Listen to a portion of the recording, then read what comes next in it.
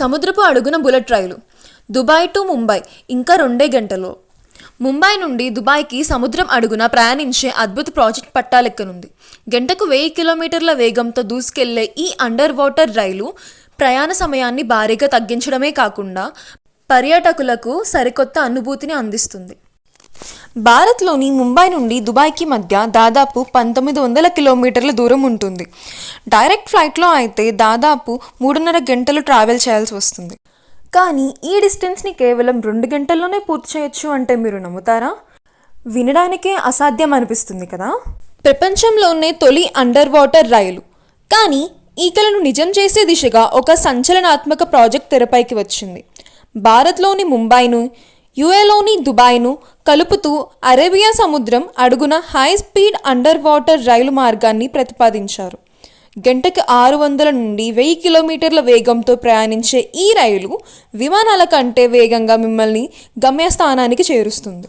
సముద్ర గర్భంలో అద్భుత ప్రయాణం.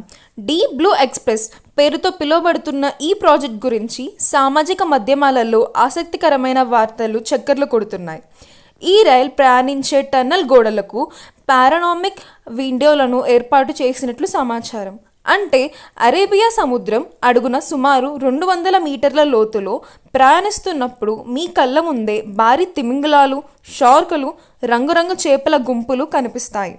ప్రపంచంలోనే అతిపెద్ద అక్వేరియంలో ప్రయాణిస్తున్న ఎక్స్పీరియన్స్ని ఇది ఇస్తుంది. కేవలం ప్రయాణమే కాదు, వ్యాపార వారధి కూడా. సుమారు $50 బిలియన్ భారీ బడ్జెట్తో చేపట్టనున్న ఈ ప్రాజెక్ట్ కేవలం ప్రయాణికుల కోసం మాత్రమే కాదు. దీని ద్వారా దుబాయ్ నుండి భారత్కు చమురును, అలాగే భారత్ నుంచి దుబాయ్కు స్వచ్ఛమైన తాగునీటిని సరఫరా చేయాలని లక్ష్యంగా పెట్టుకున్నారు.